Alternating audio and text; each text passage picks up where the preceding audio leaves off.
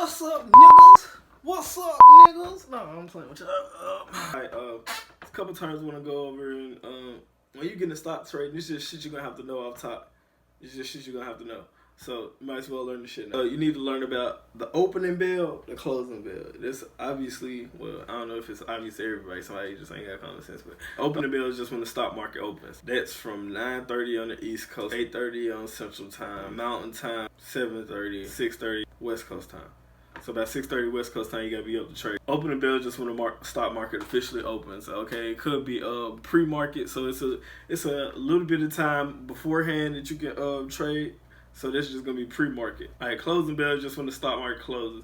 That's 4 o'clock Eastern time, 3 o'clock Central time, 2 o'clock Mountain time, 1 o'clock Cali and all that. Between that opening bell and closing bell, so you can get all your trades. It's 2 times a day that you gotta worry about. You gotta worry about power hour within opening and closing bell. And that's when you're gonna make a lot of your money.